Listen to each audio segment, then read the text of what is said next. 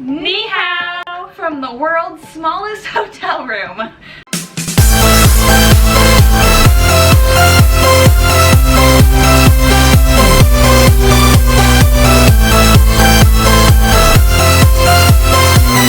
Today we are in Shanghai, well, the outskirts of Shanghai. We started the day by going to a little lake to walk around a little bit. This morning we are at the West Lake, which is the most beautiful lake in China, supposedly. It is a World Heritage Site. Yes, and it is really pretty, very landscaped, and there's all these little pagodas built around it, so yes. Ooh, there's a thing somewhere in the background. On the hill. Yep, pagoda on the hill. Here we have some tree painting in progress. Check out those weeping willows. I think our group is doing a boat tour on these little... We might be on a bigger boat, but I'd like to be on the little boat. So we just bought a ticket for 40 yuan to go up this pagoda thing. We're not 100% sure what it is, but we're gonna ask after we, I guess, take the escalators up and then continue to climb.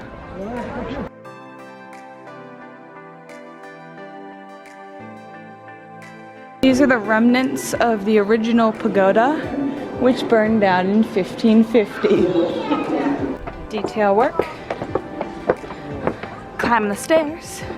Well, we made it to the top of the Lifeng Pagoda, which I believe is related to the story of the man who fell in love with the snake, but we'll have to double check with our tour guide. It's kind of like a lighthouse, in my opinion. Yeah, it was pretty cool. We got stopped probably a good at least 10 to 12 times in the temple today to have our picture taken. Craziness. We just got stopped for another photo. Twice. Like three. Yeah, 3 or 4 people took our picture while we were doing it. We are still shocked by how often this happens. One of our favorite things here are the weird, like, Chinglish phrases that people wear on their clothing. I just saw a girl who had a black sweatshirt with large yellow letters that said sloth, love, chunk. And I also saw another girl who had a jacket and the pocket said worth, crossed out, boys. Which is sad if she's getting her worth from boys. I don't really know what that one means. Fortunately, they probably don't know what it meant, so. Sloth, love, chunk is probably one of the best so far. I would tend to agree with that.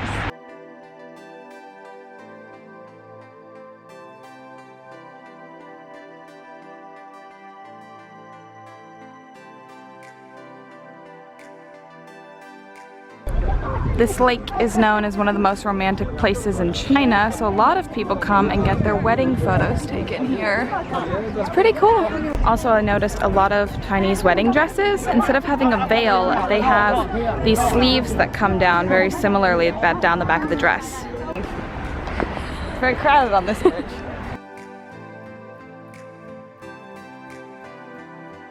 As far as the government-mandated field trips go, this was probably the most authentic. The tea plantation was really cool though. Like, for a government-mandated place to go, it was in an actual old village. It was in an actual tea village, so there was like the terraced tea bushes everywhere. You could see the tea bushes. It wasn't like you pulled up to a random factory. Yeah, and it was really beautiful. Like, the architecture of the place was pretty. They had a little like teapot, fountain. The air was so clean. Oh, it was the first time I clean. felt like I could actually breathe since we got here. Yes. So I didn't mind going. Please don't try it at home. But you can see now we have the 3 times up and down. That means you are welcome.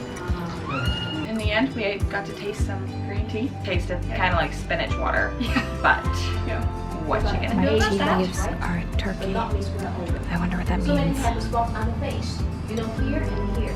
Here is picking spots. Here's a bigger spot. The big one. So after that, we got back on the bus. Everyone on our bus is sick, so we are taking a precaution by wearing these masks. Is that right? Yeah. Pretty stylish. And you know, We sat in the back where there was the only openable windows, kept them open the entire time with this crazy wind going on just to get the air circulating, which Might not have been fresh air because of the heavy smog once we drove into Shanghai, but it wasn't definitely hacker not air. contagious. Yeah. They drove slowly and the long way so we would arrive at Shanghai in time for their scheduled mandatory dinner. So we have just abandoned our tour group for dinner because they keep giving us that Americanized food. We're wandering the streets of Shanghai trying to find something else to do so that we can meet up with them later. Our 2.5-hour ride turned out to be closer to 5, so we think that they purposefully took us a long way. It's been a really interesting day. Hopefully we'll find something fun to do tonight. There was no traffic. We drove the entire way just like suspiciously slower than any other car. We wanted actual good Chinese food. Oh, and we found it. And we did. We walked for forever. It seemed to finally find the subway. We found the subway, got off, walked towards the Bund. How do I say it? It's like their large river. There's this cool like space needle-y thing that lights up in all different colors. We found the Bund River and now we are looking for food. It's very interesting. The architecture on each side is different because of a reason I cannot remember. I think what was it? The English colonized here. Yeah, so the English colonized one side of the river, and so it has kind of more London-esque architecture, and the other side is the traditional Chinese. Thank you, Noah. Absolutely. And then Allison had a good feeling about this random little restaurant. Like, look at those lanterns. Yeah. And it was probably, other than the hot pot, the best food we've had all trip. It was so good. And it was kind of awkward though. When we first walked in, one of the friends we were with was like, hey, can we get a non-smoking table? And the waiter walks over to this group, like 6 guys who are sitting there drinking and smoking, and tries to get them to put out the cigarettes. And we're all just like, no, stop, it's okay.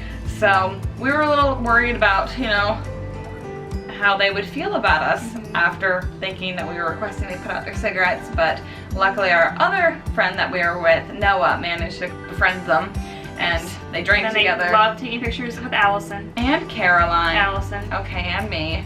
Allison. Most and of the me. boys. They took And the pictures boys. with the boys. They were very excited. It's only the second time they've had their picture taken. Yes. You know it's authentic because they ordered crispy chicken and it came out with the head detached, put on the plate with the beak, like, it was terrifying. And we had little shrimp salsa that you had to like pull off Their head. the heads and the legs, and I was doing it with my fingers, and the guys at the table across from us were taking pictures of me and laughing. Really? Yes.